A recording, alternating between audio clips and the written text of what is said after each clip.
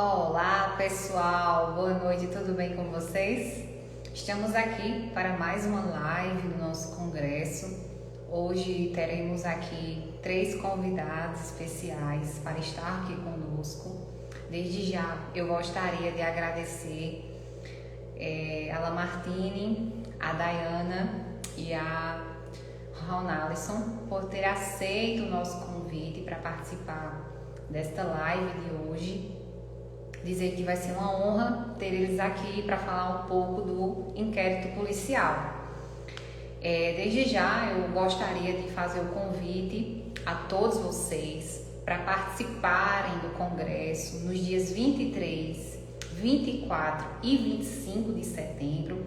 Estamos iniciando aí o mês do nosso congresso e dizer que para mim é uma honra poder estar iniciando o nosso mês fazendo essa live, trazendo um tema tão importante, não só para os advogados criminalistas, mas para todo mundo que acompanha o judiciário, juízes, promotores. E dizer também a vocês que a programação do congresso, ela se encontra disponível já no nosso site. Vocês podem acessar toda a programação, certo? Eu acredito que vocês já devam ter dado uma olhadinha. A gente tem vários temas aí importantes na atualidade do direito criminal brasileiro. Teremos aí vários convidados para participar dessa nossa edição. Gostaria também de dizer que vai ser uma honra receber todos esses convidados para participar dessa nossa edição. São mais de 22 convidados que vão estar conosco e já se preparando aí, né, para uma edição presencial. Estamos esperando aí os nossos convidados para essa live de hoje, que vai ser Ronaldson, a doutora Daiane, o delegado Lamartine, que vão estar aqui conosco, tá certo?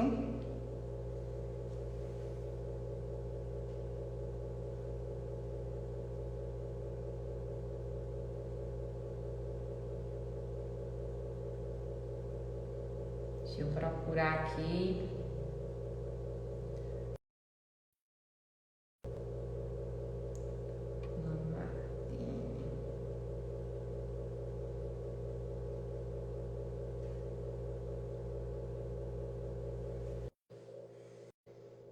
Agradecer a todos que estão aguardando aí para a gente iniciar essa live de hoje.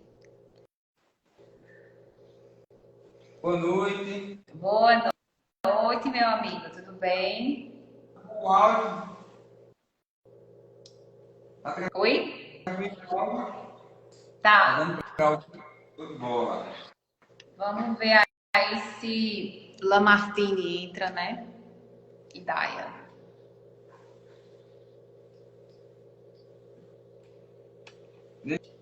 Desde já agradeço o convite. Fiquei muito feliz. E dia 25 já está confirmado o encerramento com a apresentação musical. Já. Olha aí, pessoal, novidade para vocês. A gente, dia 25, no último dia do congresso, a gente convidou o Ronaldson. Ele toca sanfona e ele vai estar tocando a música Joia Rara no congresso. Inclusive, ele vai estar presencial lá conosco, que a transmissão do congresso vai ser lá do Garden Hotel. E Ronaldson vai estar conosco lá para fazer o encerramento do congresso e vai estar tocando essa música Joia Rara lá pra gente, para animar, né? E já preparando aí para a próxima edição. A próxima edição eu tive com o Miltinho Figueiredo semana retrasada no programa dele e a gente tocou lá a música Joia Rara, falamos no programa do congresso um pouco. E o pessoal também ficou animado, mandaram aqui pra gente também no privado, perguntando se na edição presencial ia ter a sanfona. Eu digo, com certeza, tem que ter, né? Lamartine entrou aí, Esperandaia.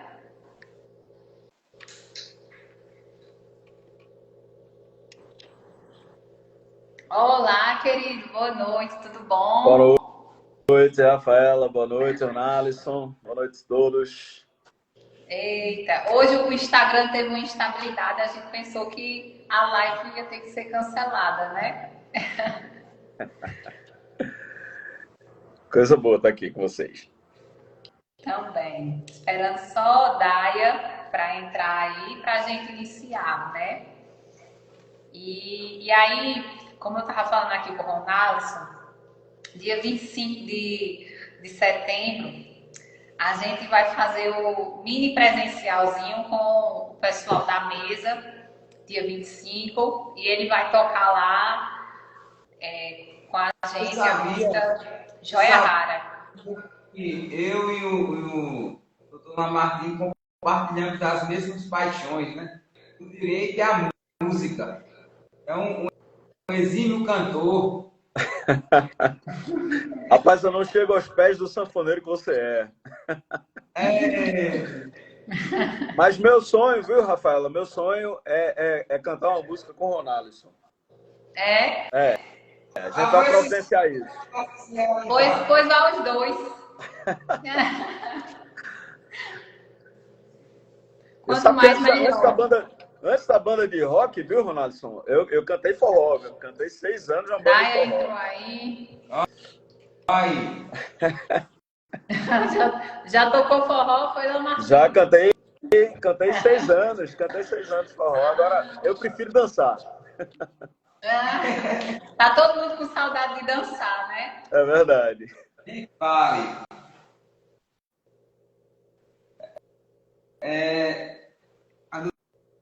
Essa live já deu o que falar, né? Inquérito policial, um tema muito importante, né? Para todo mundo que atua no judiciário. Falar um pouco aí da verdade real, né? Que já tivemos aí vários embates essa semana, verdade real. Você vê que é um assunto que vai sempre ter polêmica, né? Tem jeito. Parece tema batido, né? E quando você começa a discutir, aí começam a surgir as coisas. É impressionante isso. Ela está pedindo para aceitar a solicitação dela. Eu acho que é porque ela entrou muito depois, não sei. Estou enviando aqui a solicitação para ela.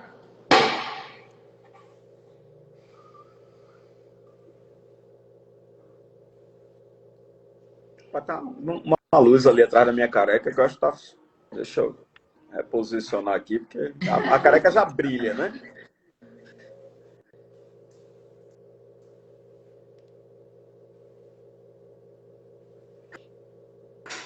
Esse Instagram é surpresa. Ele não deixa todo mundo entrar, não. Eita, conseguiu. Amém. Boa noite. Eita. Boa noite. Deu tudo Boa noite, tudo bom? certo. Lamartine chegou primeiro do que eu, tá vendo? Tá vendo aí? Oi. Olha aí. Tá vendo? Eu e minha fama de atrasado aí, tá vendo? Não, porque você tinha 4 horas. Eu tava em aula, né? Pois é. Estou muito feliz aí de fazer parte. Ei, gente, é muito bom ter vocês aqui para falar de um tema tão importante, né? Na atualidade, que é o inquérito policial. Tema este que a gente já vem discutindo no grupo a semana toda. E dizer para mim que é uma honra ter Dr. Lamartine aqui. Já acompanho ele desde sempre. Há muitos anos atrás trabalhei no Congresso de Polícia Judiciária. Inclusive, a gente faz até um convite para vocês participar também. É um grande congresso. congresso que vai ocorrer online também, do amigo Dr. Yasler, também delegado de polícia aqui na Paraíba, que vai ocorrer o CBPJ, né, esse ano, no mês de outubro também.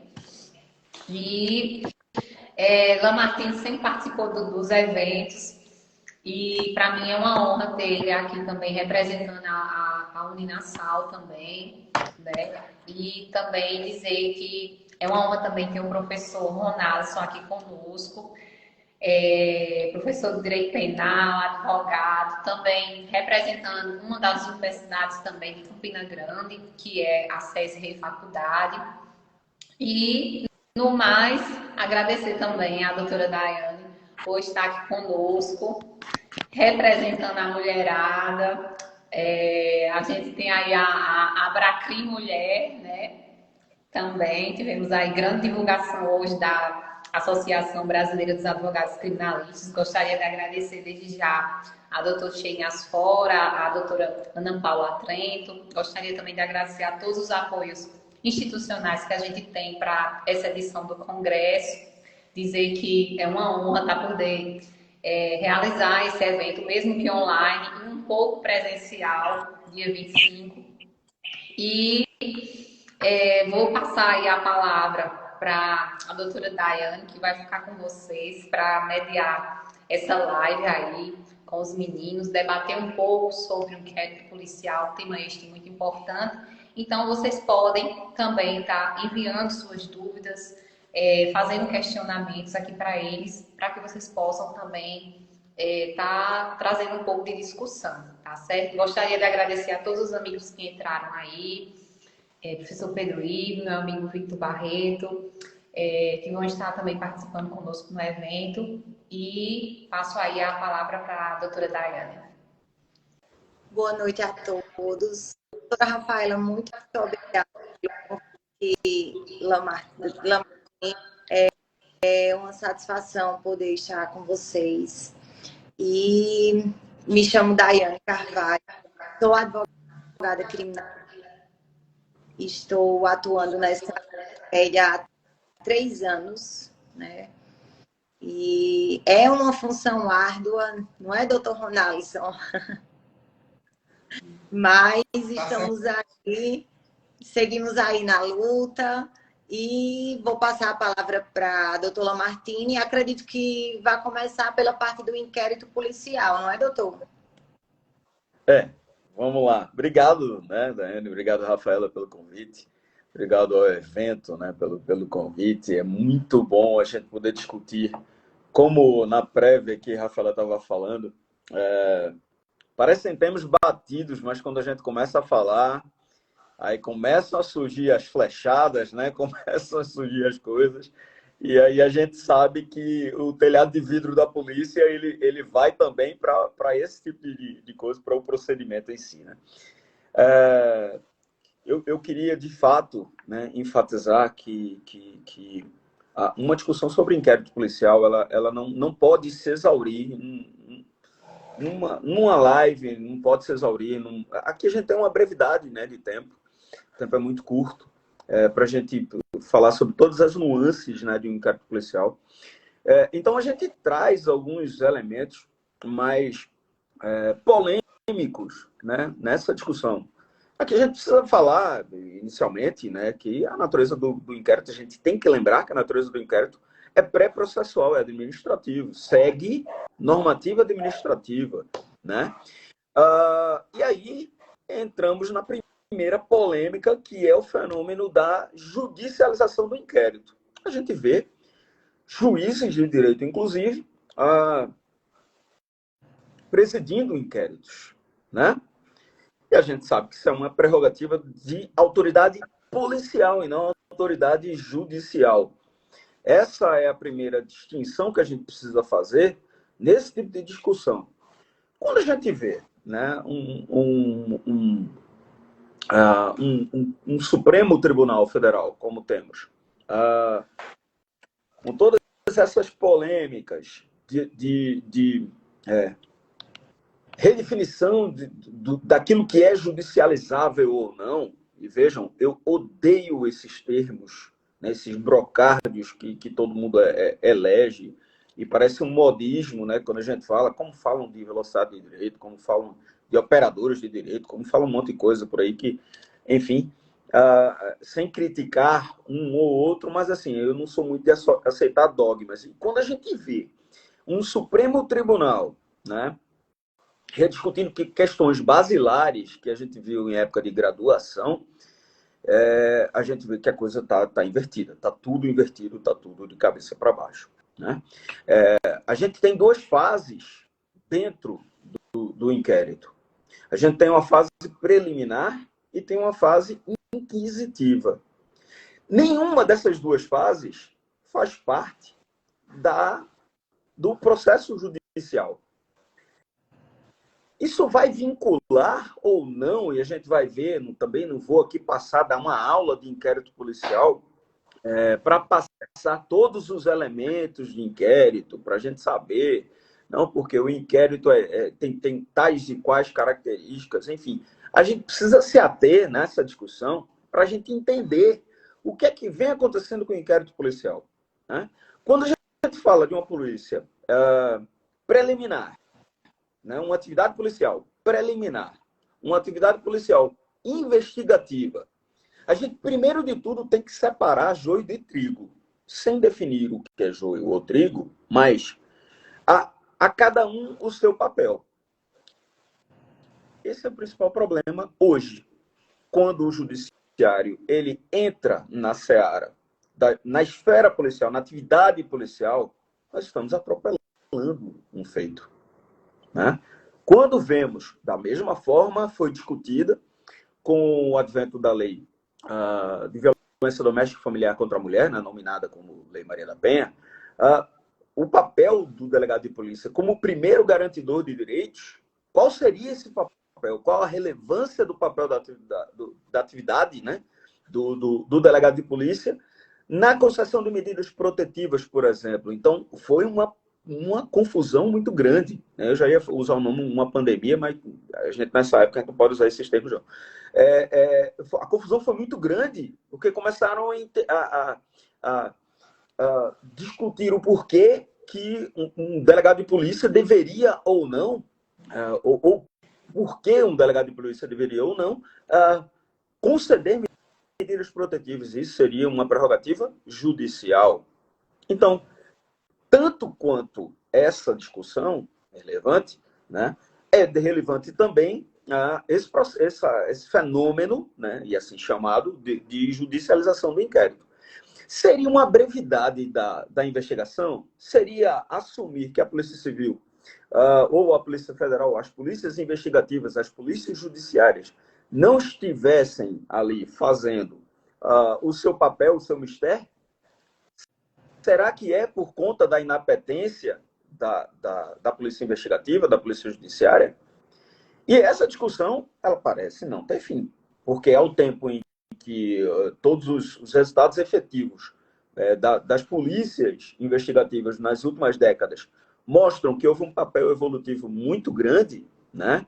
Nós temos hoje resultados muito mais efetivos do que em eras de desinteligência, né? Quando eu vou dar aula de processo penal, e está cada vez mais complicado dar aula de processo penal nesse país, e eu começo a falar de inquérito policial, eu falo exatamente sobre isso.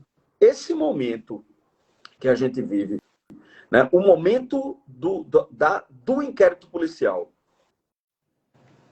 ele é, de fato, imprescindível?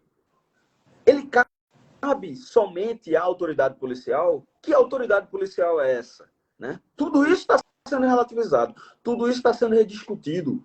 E isso são coisas basilares.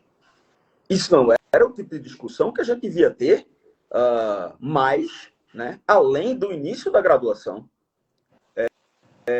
Quando eu tenho aqui eu estou compondo uma mesa com 2 advogados, eu tenho certeza absoluta que na sua labuta criminal, ambos, né, buscam no inquérito policial os primeiros elementos para a defesa. Ninguém vai esperar chegar no âmbito judicial para exercer a defesa dos seus clientes. Então, talvez a imprescindibilidade, né, do inquérito policial, que é tão relativizada, não deva ser tão relativizada assim. Talvez haja uma relevância, né, nessa peça, que é uma peça informativa, sim, uma peça informativa, mas muitas vezes, e aí cada vez mais, ela é vinculativa. Quando a gente entende que um processo bem feito, ele tem por base um inquérito bem feito, né, a gente vai, inclusive, abreviar o processo crime como um todo. A gente vai aplicar celeridade, né?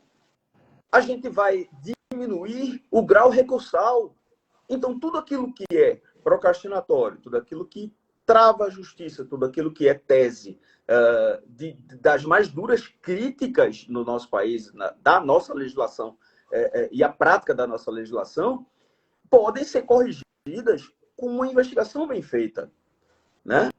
Que cabe, sim, às autoridades policiais, que é aí a figura do delegado de polícia, né? Então, o inquérito policial, ele é uma peça basilar, uma peça informativa, uma peça administrativa, uma peça não vinculativa, mas cada vez mais, por conta da cientificidade que vem sendo aplicada, vem se tornando uma peça absurdamente vinculativa, absurdamente fundamental para um processo criminal bem feito. E quando a gente fala de um inquérito bem feito, e isso vai trazer todos os elementos para a advocacia criminal funcionar desde o princípio, garantindo ali, como o delegado é um garantidor de direitos, né? Vai garantir também a amplitude de defesa desde o início. Mas Lamartine é uma peça inquisitorial. Isso não deveria, né? E a gente pega aqui os livros, né? Todos os livros de doutrina, eles trabalham o inquérito policial como uma peça não vinculativa por essa forma, por essa imagem que foi passada do inquérito policial. Mas aí, por trás disso, a gente tem eras de desinteligência da polícia investigativa. A gente tem métodos de tortura como uma praxe de interrogatório, né? A gente tem a figura do delegado comissionado, né? Como eu assumi aqui na Paraíba há 16 anos atrás, eu substituí na primeira comarca, não era nem sede de comarca à época, substituí um delegado comissionado que não tinha formação jurídica. E ele não tinha aquele notável conhecimento jurídico, né? Eu preciso dizer, inclusive, assim, que um inquérito baixado, que na época se baixava TCO como inquérito, eu peguei um caso de maus tratos animais, né? E que se pedia o delegado representava para fazer exame de corpo de delito na vítima. E a vítima era um jumento. Então, por aí você tira como era uma peça, e aí, obviamente, isso fundamentava, né, toda essa relativização da importância do inquérito policial. Quando a gente fala que isso evoluiu ao longo do tempo, é porque a polícia foi buscando essa cientificidade, né? O fenômeno da judicialização, ele vem, talvez, ignorando essa cientificidade. E aí a gente precisa entender que a gente ignorar um pouco aquilo que tem nos livros lá, né? O que está arraigado nos livros, com tanto peso, mas sem muita análise daquilo que vem acontecendo numa polícia, numa atividade policial cada vez mais preparada, né? Cada vez mais científica, cada vez mais técnica, né? E isso é fundamental para a gente mudar, né, toda a visão do inquérito policial, né? Quando a gente fala que as infrações penais, todas elas devem ser, todas, sem exceção, devem ser apuradas por autoridades policiais, nós temos na figura de um delegado de polícia e na instrumentalização material ali do procedimento, né, todos os elementos possíveis para o início da ação penal.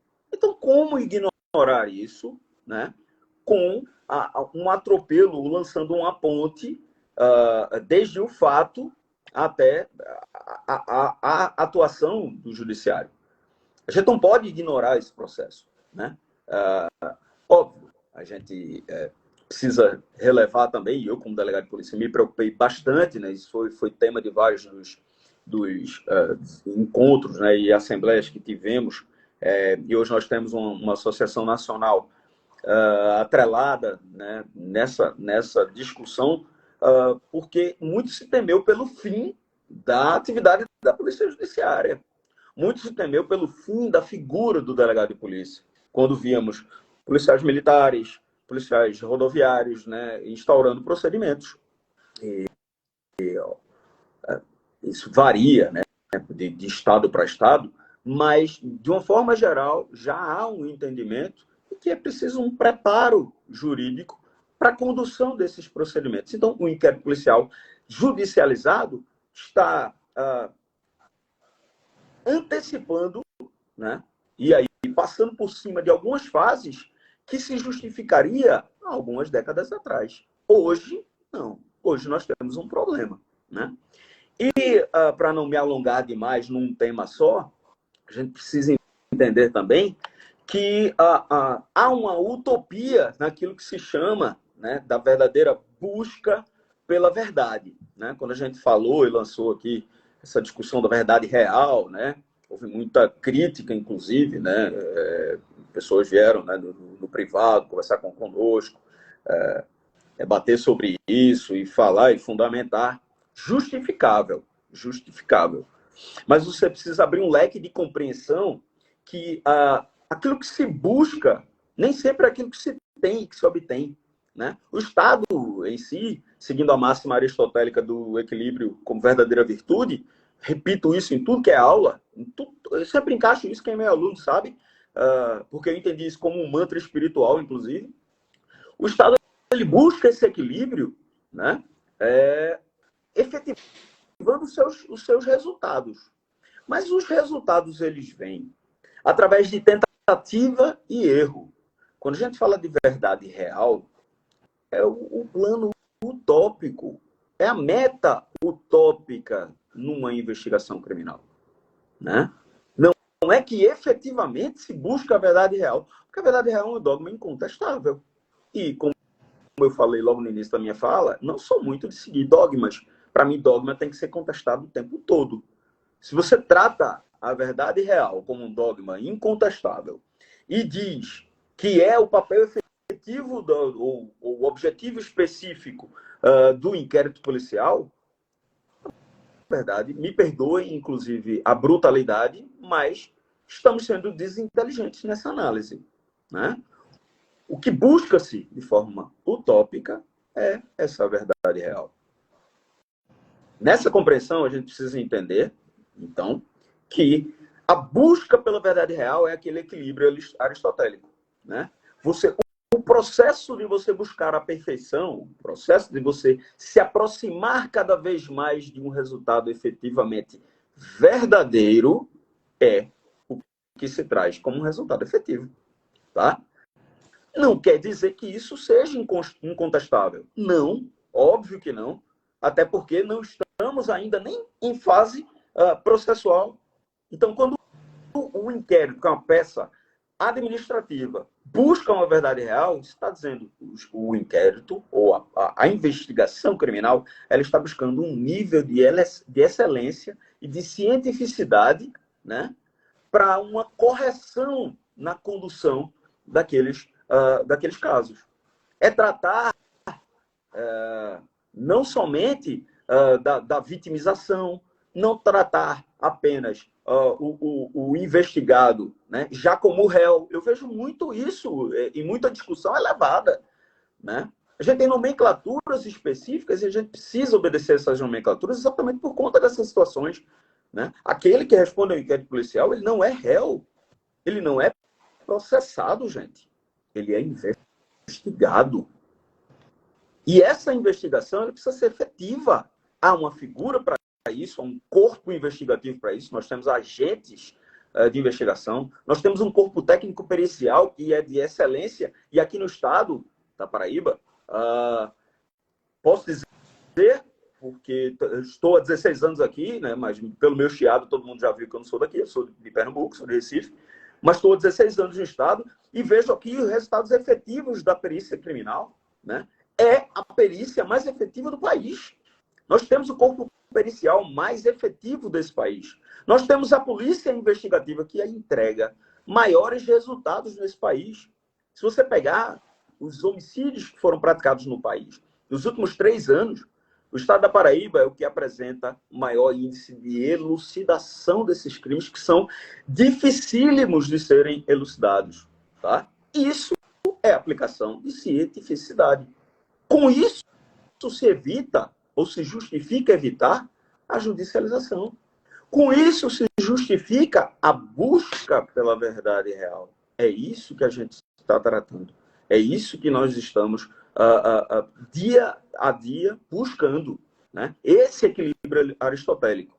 Se efetivamente estamos entregando um resultado bom ou não, fica ao crivo da população, né? Eu, como um profissional da área há 26 anos, né, que eu trabalhei 10 anos na justiça em Pernambuco, antes de vir para cá, eu posso afirmar que estamos, sim, entregando resultados efetivos, que temos a instrumentalização cada vez mais científica.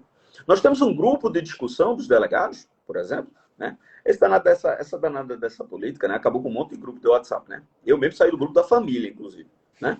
Que era briga de gato, cachorro, papagaio e vizinho. Meu irmão brigou com todo mundo, então eu preferi sair. Mas a gente manteve um grupo aqui no estado da Paraíba. Mantivemos um grupo só para discussões jurídicas. E todos os dias surgem dúvidas, surgem soluções, né? A gente entra nesse tipo de discussão, a gente está buscando o quê? Entregar um resultado mais efetivo cada vez mais, né? Quando não fazemos isso, bom, o encastelamento fala tudo. Um delegado de polícia ele não pode se encastelar. Um juiz de direito ele não pode se encastelar. Um promotor de justiça não pode se encastelar, né? Ele não pode se colocar na sua torre e ordenar de lá de cima. Não pode. É preciso humanizar, é preciso cada vez mais aplicar de forma científica o conhecimento e buscar esse conhecimento, né? Estou há 26 anos brincando nessa área. Estou há 16 anos como delegado de polícia e busco o conhecimento diário. Isso me faz entregar ou buscar entregar um resultado científico e, obviamente, contestável, mas muito mais próximo da verdade. Essa é a verdadeira busca da verdade real, né? Não lançamos a verdade real, ou não se pretende verdade real como um dogma absoluto, né? De forma alguma. Não sei se eu estou me alongando demais com o meu tempo, viu, Dani? Mas o que eu tinha a defender, né, sobre essa peça diária da minha atividade seria isso, né? Eu abro aqui questionamento para questionamentos, tanto seu quanto de Ronalisson, e eu queria encerrar minha fala dizendo exatamente sobre isso, da satisfação que eu tenho em dividir essa mesa com você, Dani, e com o Ronalisson, que para mim vai ser sempre Roninho do acordeon, mas é o professor Ronalisson, o doutor Ronalisson, foi meu aluno, inclusive, né? E é muito bom a gente estar aqui discutindo sobre esse tipo de assunto. Doutor, eu que agradeço aqui ao seu convite, doutora Rafaela, mais uma vez, a todos que estão aqui nos assistindo, que separaram aí um tempinho. Muitas lives virão, né? Iremos fazer aí, iremos abordar vários temas e como foi falado aqui pelo doutor Lamartine, é impossível que a gente consiga falar, abordar e tratar sobre esse tema do inquérito policial em uma live apenas. Muito obrigada também, doutor Ronalisson, que foi muito solícito. Até então não conheço vocês, estão aqui pertinho, mas podem contar comigo, viu, aqui em João Pessoa, que precisarem aí, estarei à disposição. E só dando continuidade aqui, só enfatizar um pouco como defesa, como advogada, a questão do que o doutor Lamartine estava falando, a gente sabe que, de fato, a verdade real é algo quase impossível, né? é algo casuístico. Por isso, dificilmente o inquérito policial ele vai conseguir trazer essa questão da verdade real. Apesar que o judiciário, a autoridade policial, nós, como defesa, buscamos sempre olhar o lado da verdade dos fatos. Mesmo que um juiz, que um delegado de polícia, mesmo que presencie o fato, ele não pode fazer uma interpretação pessoal, né? Sabemos que o juiz ele vai fazer uma interpretação, na verdade, de várias interpretações, ou seja, de várias testemunhas, provas oculares, e o inquérito policial, quando ele bem feito, bem presidido, ele é de fato algo indispensável, que ajuda, inclusive, o processo como um todo, né? A gente sabe que não vamos iniciar um processo sem antes analisar toda essa questão do inquérito. Entretanto, a gente sabe também que existem várias falhas aí que se cometem. A gente que está no dia a dia, não vamos encontrar nem sempre um profissional aí como o Dr. Lamartine, que inclusive é muito conhecido, muito respeitado. Eu já conheço aí o seu trabalho, mesmo sem lhe conhecer pessoalmente, já admiro aí os trabalhos que são feitos. Mas é isso. E a verdade real por exemplo, numa legítima defesa, dificilmente o juiz ele vai analisar um exemplo. Então, é mais ou menos isso.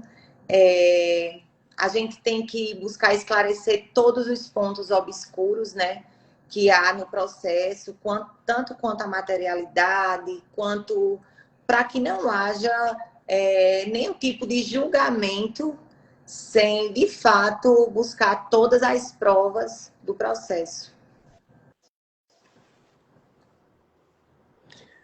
Perfeito, né? Ô, Roninho, só vou, Roninho, ó, eu tenho que me consertar com Posso isso. chamar de Roninho? Eu preciso só justificar, né, para a Daiane que o que eu falei para ela no privado, né? Eu não podia deixar de colocar aqui. Por favor, soltem menos, né? A gente prende muito, mas vocês estão soltando demais. Façam mais isso, não. Mas eu tô, se não tiver atenção, a gente infelizmente não tem como trabalhar, né? Quando o movimento tá fraco, aí a gente Essa foi boa. Tem que prenda bem muito. Segura aí esse povo. O que falar depois de uma aula dessa? Pois é.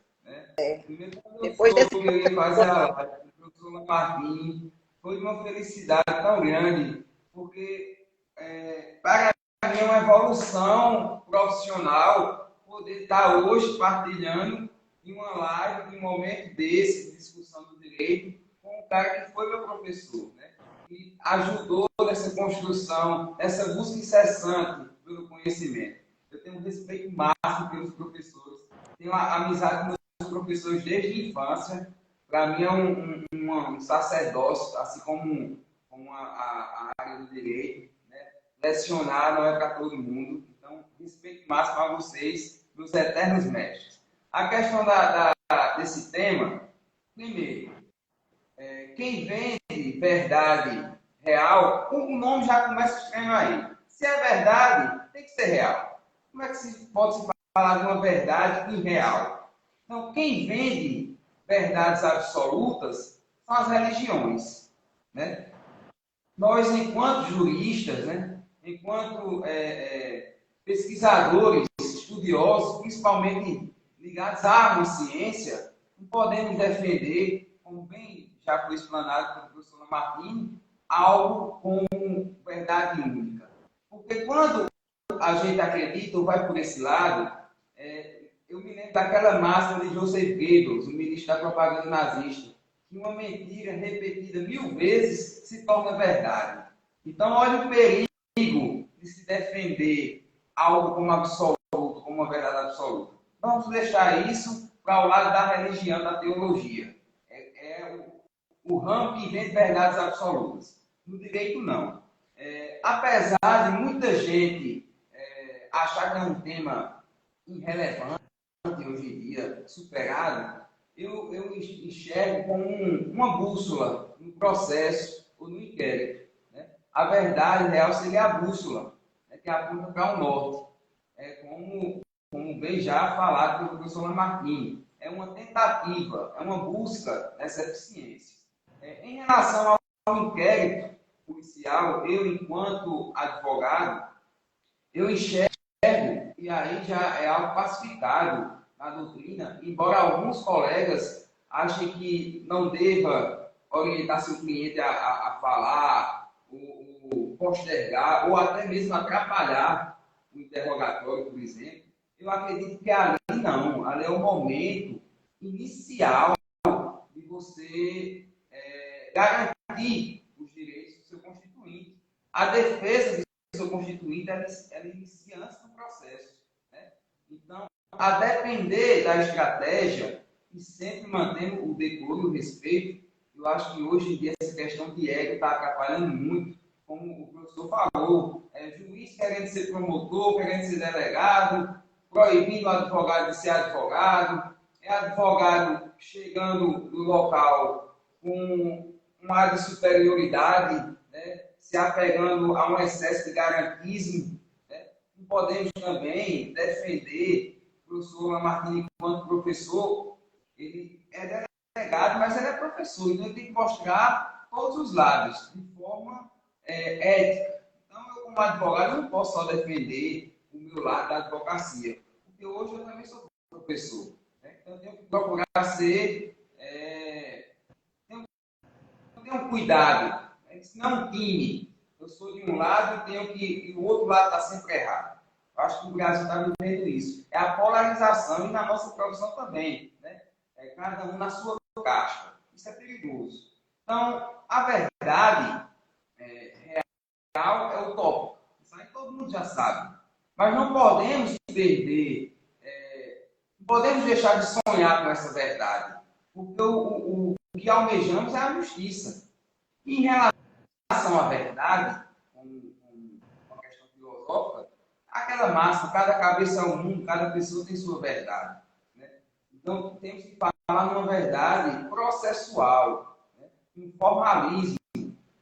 Não temos a missão de expor nenhuma verdade. Temos que respeitar, sim, as regras do jogo. Né? Um processo penal democrático, com respeito à ampla defesa do contraditório, e sim na busca de uma verdade processual. Até porque a missão de cada personagem, digamos, do processo é a do convencimento. Temos uma pessoa a convencer. No caso do Ministério Público, utiliza-se como ferramenta principal o inquérito, né? A defesa, na busca do convencimento do magistrado da sua verdade, olha como é interessante, né? O Ministério Público tem a sua verdade, e a defesa tem a sua verdade, que vai entregar um lado, uma visão de mundo a um ser humano, que não é uma máquina, que também tem as suas verdades, os seus preconceitos. Né? Então, assim, eu enxergo o princípio que ainda, apesar de criticarem ele ainda é um princípio. Posso ser que daqui a 10 anos, ninguém sabe, ou o ministro do STF acorda aí virado e retira, né? Mas ainda existe o artigo 156 do Código de Processo Penal, e diz justamente que o juiz, quando não estiver convencido, né, ele de ofício pode decretar diligências e produção de prova antes ou durante o processo. Então, não vamos nos apegar ao termo. Eu acho que é até errôneo esse termo, verdade real. Né? Existe a verdade processual, porque enquanto profissionais do direito não temos a missão de expor nenhuma verdade. Né? Isso é como eu falei, é minha visão, né? Quem vende verdade são os gurus e os religiosos, né? Mas temos que, conforme a regra, obedecendo aí sim obedecendo às regras do jogo, e aí vem, infelizmente, muitas vezes é como a justiça, é como a imparcialidade do juiz, é também utópico isso, né? Vence o melhor argumento com base nas melhores provas, naquela circunstância que convenceu o magistrado ou o tribunal de sua tese. Infelizmente, agora, a questão histórica, o princípio da verdade real, essa verdade real, conforme a doutrina, ela está ligado, né, está implícito à Inquisição, na época da Inquisição. Ali sim, buscava-se a qualquer custo uma verdade absoluta. Então, legitimava, por exemplo, as barbáries da Inquisição, a tortura, e o cara confessava até o que não fez, né? Confessava até que matou a mãe estando viva, né? Então, essa verdade real, ela tem um contexto histórico bastante cruel e, com base nisso, criou-se uma cultura, né, que, em nome da sociedade, do bem comum, da verdade real, da proteção, né, do poder do Estado, busca-se a todo custo um juiz puniente, né, e eu acho que o perigo está aí. Até mesmo se for para buscar essa verdade mais aproximada da realidade, quando desobedece às regras do jogo, a questão da teoria do fruto da árvore envenenada, né? Quando não se obedece às regras do jogo, do que vale a verdade, né? Essa verdade a todo custo ela é perigosa, né? Até porque muitas vezes ela procura legitimar posicionamentos e egos, né? Às vezes o juiz, para não voltar atrás, para não reconhecer um erro, ele acaba endossando um procedimento, um processo que não foi da maneira correta. E aí cabe a missão árdua da defesa de tentar essa busca incessante pela justiça desfazer muitos erros, né? E em relação ao inquérito, eu peço a Deus que os delegados nunca percam, né, essa utopia de buscar realmente a verdade mais aproximada da realidade. Até porque o fato ele está no passado, né? Ele tem como ser presenciado. O crime está no passado. Então, essa verdade ela nada mais é do que uma aproximação da realidade ou do fato, né? Uma aproximação. Então, que não percam nunca a bússola da verdade real, utópica, mas necessária, porque, acima de tudo, buscamos ainda, e não podemos perder, a questão da busca da efetivação da justiça. Até porque, se perdermos isso, é melhor sair da profissão, né? É melhor ir tocar minha sanfona, Lamartine cantar, porque qual é o intuito do profissional do direito? Esse lado filosófico a gente não pode perder, né? Esse lado romântico, né?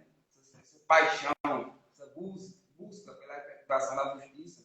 Se o profissional perde, ele fica um profissional frio, ele volta à época do positivismo frio, e não condiz mais com o nosso Estado democrático de direito, né?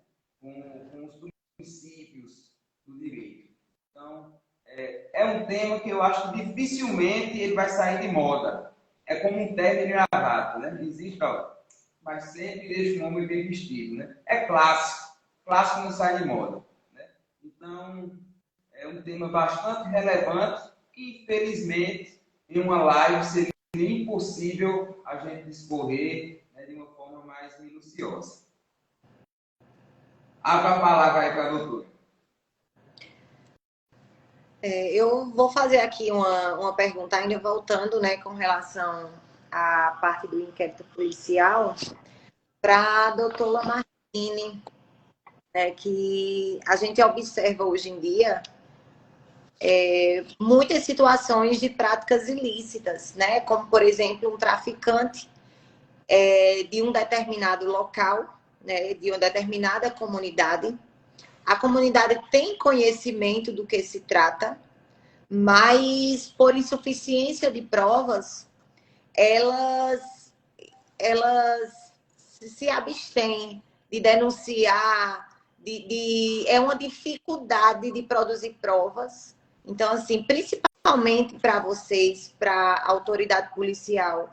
Então, eu gostaria de saber se existe, assim, alguma alternativa exatamente para investigar esse caso dessas, por exemplo, dessas comunidades, sem haver nenhuma violação à lei.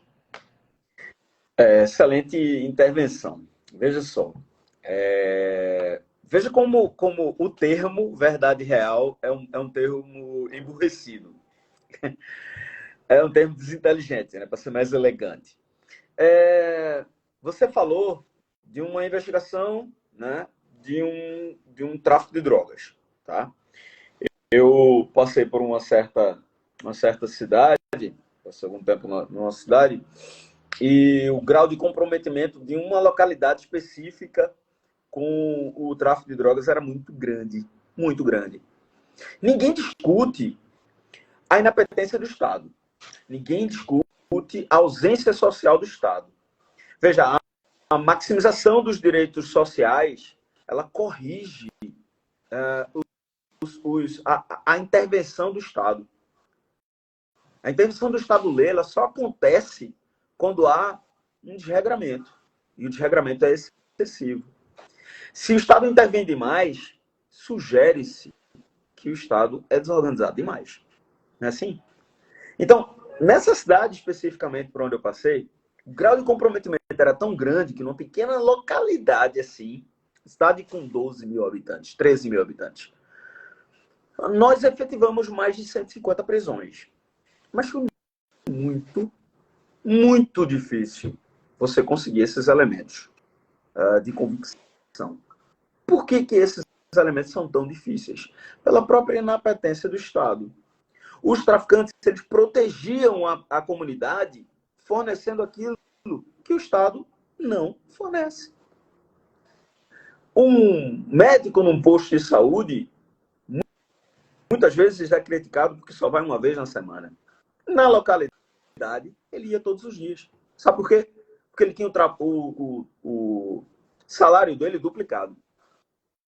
E ainda havia uma ameaça velada, né? Compareça.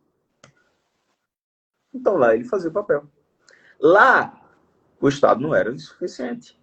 O Estado criado, o Estado paralelo não era insuficiente. Então, havia uma proteção exacerbada. Mas eu vou mais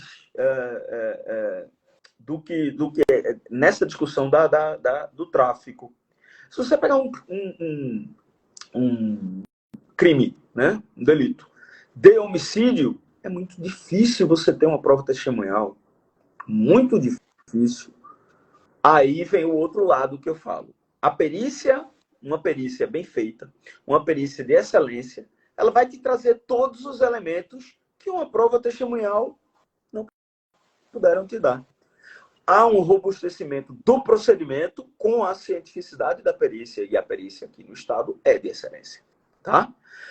Quando você fala que traficantes, um crime de tráfico, todo mundo acontece que em determinada localidade há uma boca de fumo. Vai. A polícia não trabalha sem informação.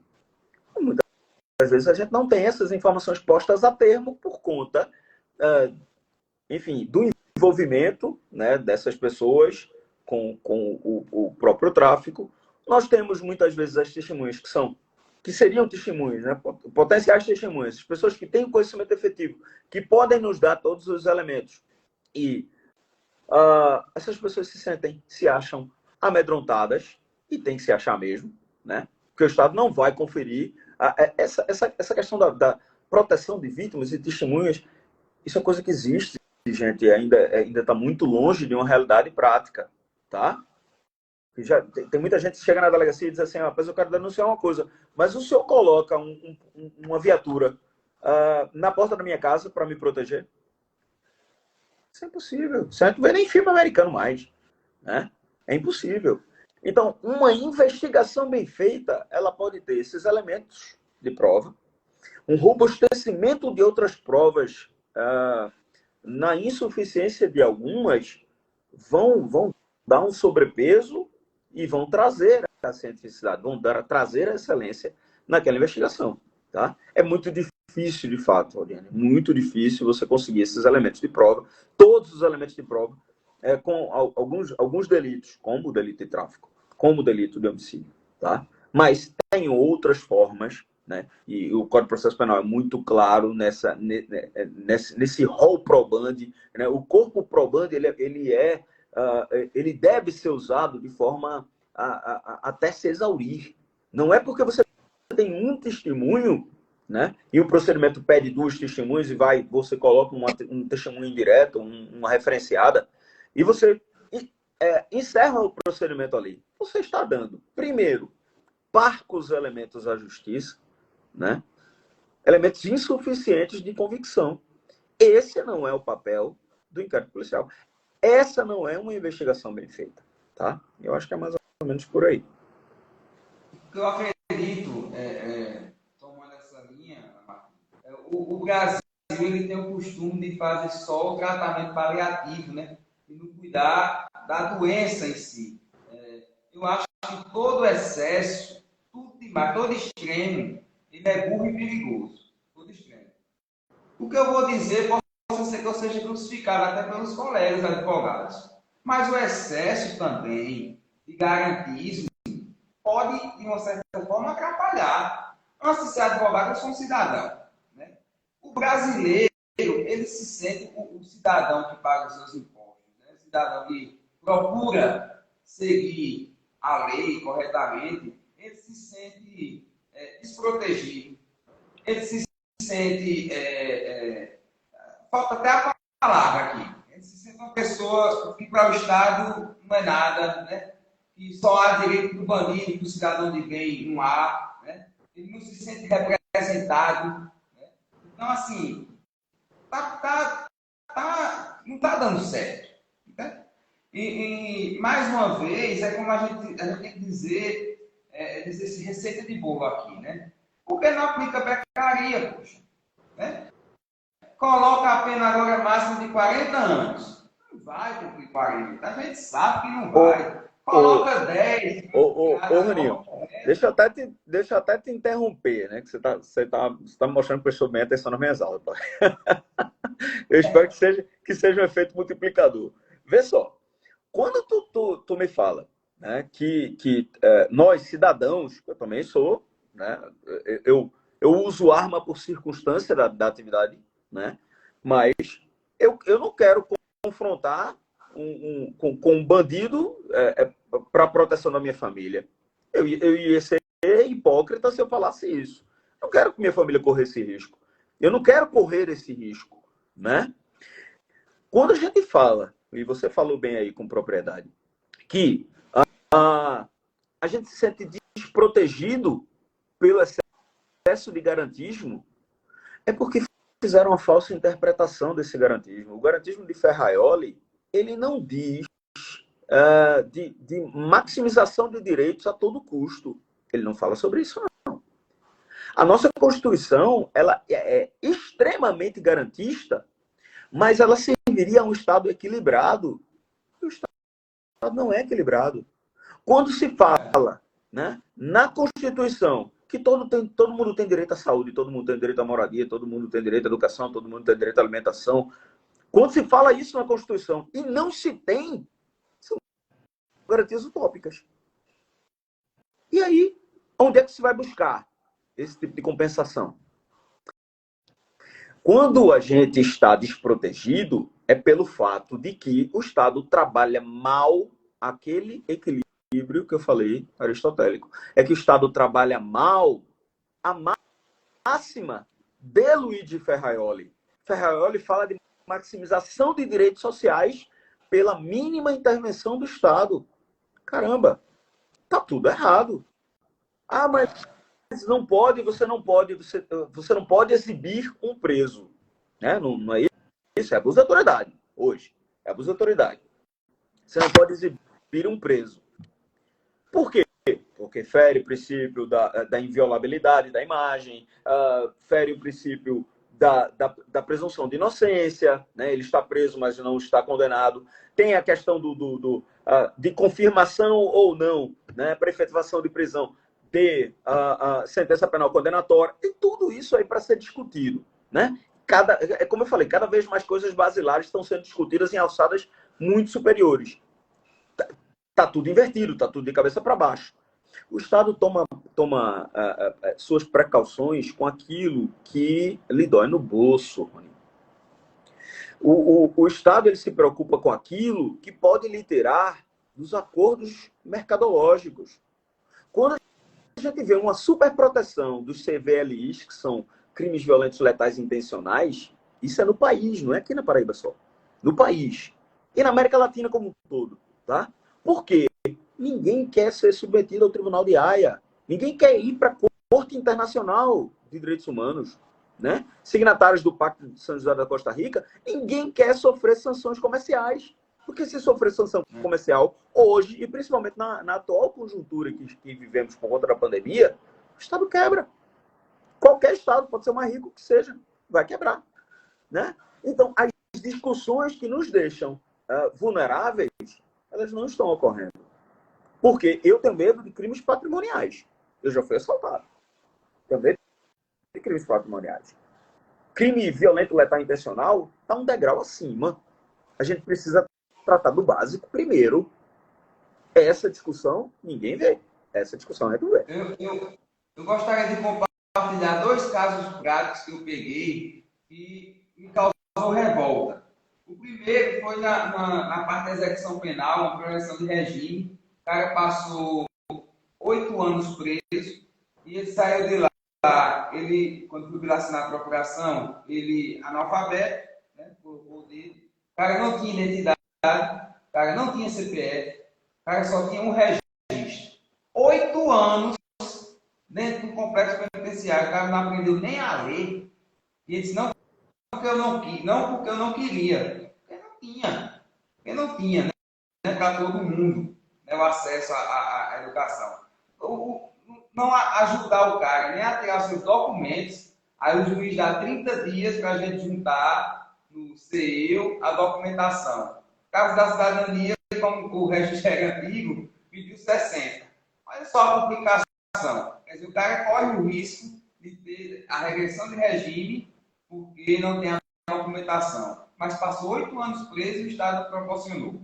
Quer dizer, ressocialização, zero. E outro caso que eu achei interessante foi de um cliente que estava cumprindo pena por tráfico e surgiu, né, um processo, um possível assalto que ele teria cometido. Ele me chamou e disse, rapaz, só se eu tiver asa, porque no dia desse assalto eu estava aqui preso. Vamos ver essa história aí. E aí, o réu, né, desse processo era um cara negro, de 1,68 m a 1,75 m, de tatuagem. E o meu cliente era negro, batia a altura, né? E tinha esse tatuagem, é o que eu mais tenho, se o problema for esse. E aí eu disse, certo, reconhecimento fotográfico. Reconheceu ele como sendo o criminoso, né? A vítima reconheceu ele. Beleza. Peguei a certidão carcerária. Juntei o processo. Certo, mas no dia do fato, já fazia 2 anos que ele estava preso. Ou ele tem o poder de sair e ninguém vê, né? De voar, ou alguém abriu a porta para ele ir assaltar e voltou. Ou está errado, não foi ele. O Ministério Público disse que não era o momento, eu entrei com habeas corpus, né? Não era o momento processual cabível para discutir, para questionar aquela prova. Eu deveria aguardar o curso normal do processo. Aí, entre por água abaixo a verdade real, né? Entre a razoabilidade, não é nem processual, né? É uma questão lógica, mas é o que eu digo, a questão de ego, né? Quem é que queria assumir esse erro, né? Então, assim, felizmente hoje a gente trabalhar com o direito, com o STF que temos hoje é complicado, né? O ego ainda atrapalha muito a busca, não só da verdade, né? Do bom curso processual, de um local saudável para a gente trabalhar, né? Infelizmente, isso está na polícia, está no Ministério Público, está nos advogados, né? Essa questão ainda do ego atrapalha muito o que a gente estudou tanto, né, para fazer. Infelizmente. Eu acho que ela saiu, não foi? Caiu aí. A internet dela acho que deu uma travadinha, aí ficou. Aí eu acho que ela saiu para tentar voltar. Né? E aí, professor, e pegar o HC no STJ, e aí no STJ a gente conseguiu trancar a ação. Você Mas vê, quer né? dizer, digamos que ele tivesse preso por esse fato. Olha o tempo que o cara ia ficar preso por algo que não tinha lógica. Tudo bem que a ficha dele, os antecedentes é igual à Bíblia. Antecedente é enorme, mas por aquele fato não foi ele. Não tem Você vê. lógica, né? A insuficiência do Estado, né? Porque a lei de execuções penais é muito clara nesse sentido, né? Primeiro, eu estava dando aula sobre isso quase agora. Exame de classificação, quando você entra para conduzir a individualização da pena, né? Nesse exame de classificação, uma entrevista psicossocial. Estuda, não estuda, tem quantos filhos, onde é que vive, é ligado aqui facção, aqui organização criminosa. Enfim, isso vai definir onde ele vai ficar no presídio. Né? Olha, ela voltou aí. Agora. Perdão, aí. Caiu aqui onde vocês começou aqui a falhar. Deu uma travadinha. Não consegui. Né? E a lei de execução fala muito claramente sobre esse exame de classificação e isso vai conduzir a individualização da pena. Nesse exame de classificação, todo mundo fica sabendo se o preso é analfabeto e ele precisa ter acesso, é obrigatório ele ter acesso a essa formação educacional. Como é que a gente pode falar, e eu bato sempre nessa tecla quando eu dou aula de execução, quando eu profiro alguma palestra, que fala sobre sistema prisional, sobre execução penal, como é que o Estado tem a pretensão de falar de ressocialização quando não cuidou de socializar antes?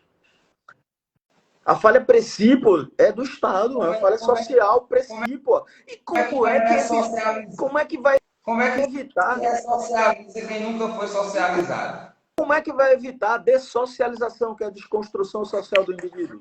Que é o que acontece, a degradação. Aí todo mundo fala, né? Aquele telhadinho de vidro, né? Todo mundo fala, o sujeito entra no presídio e sai pior do que entrou. De fato, ele vai sair pior do que entrou.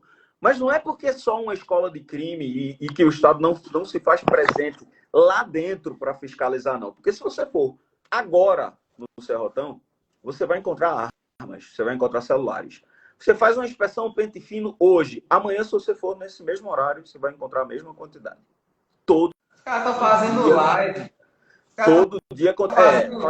Eu recebi, inclusive encaminhei para um colega para fazer a apuração, uma foto, né, de dentro de um pavilhão, de um camarada que fui eu que prendi, e uma foto ele postou um status no Instagram. Olha o absurdo. Olha onde está jogado o Estado, né? Por culpa dele mesmo, por culpa do próprio Estado que não se estrutura, né? A coisa basilar, ela tem que ser o trato social. Se você tratar o humano como humano desde sempre, né, você vai poder cobrar dele quando ele não for humano. É verdade. E eu concordo até com o posicionamento de Dr. Ronaldson, que é impossível que a gente fale em ressocialização se a gente não tem uma boa educação. Já começa dos pilares básicos, né? Isso. E de falar em ressocialização, se a gente chega num presídio, numa penitenciária, que vai olhar as condições. Primeiro que não pode se falar em dignidade da pessoa humana. Porque... Passa longe da realidade prisional. É mais utópico do que a verdade real. Pronto. É a utopia que se busca. Pronto, vamos lá. Então, o brasileiro, ele é impossível. Ele critica aquela pessoa. Primeiro, que a questão de você entrar no mundo do crime. Você tem que analisar que, inclusive, a maioria dos apenados, dos criminosos que temos hoje, ou eles cresceram em favela, não tiveram oportunidade, o próprio meio social, a falta de educação, a falta de cultura, isso é uma regra. Não estou generalizando. Exatamente. Dostoiévski falou sobre isso, né? Lá em Crime e Castigo a gente vê isso, né? Era um romance, mas traz a problemática exatamente de quanto o meio vai influenciar, né, para a prática de delitos ou para que o homem entre na senda do crime, né? Como o Roninho falou aí sobre Beccaria, né? Todas as palmas do mundo para ele, mas todas as vaias do mundo para ele também, por causa da falsa interpretação que ele deixou que dessem. Não, mentira, né? Não foi ele, né? A gente que deu uma falsa interpretação. Mas o camarada lá, em 1764, né? Falar que penas aflitivas, penas cruéis não existem mais, não podem existir mais, né? E aí a gente vem 200, quase 300 anos depois, está discutindo aqui sobre coisas basilares que o Estado não faz para poder cobrar dos seus indivíduos, né? Existe a questão da vontade política, né? Isso não dá voto. Né? O que dá voto é o discurso vazio, vou fazer isso e tal e tal. São os cuidados. O Brasil sempre vai para o paliativo, mas não cuida da doença em si. Né? Então, qual é o político que vai dizer que vai melhorar presídio, que vai ressocializar e ele vai ganhar voto? Olha, tem um dado. Porque existe um sentimento de vingança na sociedade. Sobre isso, Roninho, que desde 1949, pós-guerra, o Brasil decidiu pela política do desencarceramento, né? Porque hoje um preso ele custa por cabeça quase R$4.000 ao Estado, né? De média, né? E se for presídio federal, isso sobe muito, né? Então você imagina, com a população carcerária que a gente tem nessa margem aí entre 700 mil presos, mais ou menos, a gente sabe que, na verdade, tá certo, olha, a Rafaela já mandou um recado aqui pra gente encerrar, que a gente tá falando besteira demais. Mas na realidade, a gente tem aí em torno de 1 milhão, né, de presos. E a política de desencarceramento de 1949 para hoje botou muita gente na rua, mas sem o trato social. A mesma avalanche que sai vai entrar no presídio e vai retornar para o presídio. Esse é o problema maior. A única coisa que é organizada no Brasil é o crime. Né? O Brasil prende muito, mas prende mal e solta mal também. Né? Verdade. Já dizia o nosso querido Auri Lopes, né? É possível punir para garantir e garantir para punir. E, infelizmente, a gente sabe que as condições internas dos presídios e a forma com que aquele povo, a forma desumana com que eles vivem, eles saem mais revoltados do que quando entram. Isso. É verdade. Infelizmente, o nosso tempo já se esgotou, né? Vamos fazer nossa foto. Peraí, deixa eu ajeitar meu cabelo.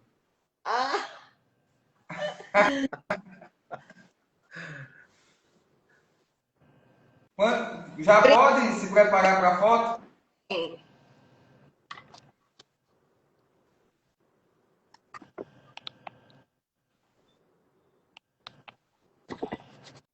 E aí? Já, deixa eu fazer só mais uma, ficou bagunçado. Você sabe, né, Roninho? A gente não tem essas... Né? As meninas têm mais trato com essas coisas, né? Homem tira foto assim de qualquer jeito, tá tudo certo. Vamos lá. Pessoal, tá querendo a foto? Pronto. Do jeito que ficou, tá bom. Pessoal, desde já eu agradeço primeiro o pessoal que acompanhou a live, né? Desde o início. Não deixem de participar do congresso. Vai ser enriquecedor.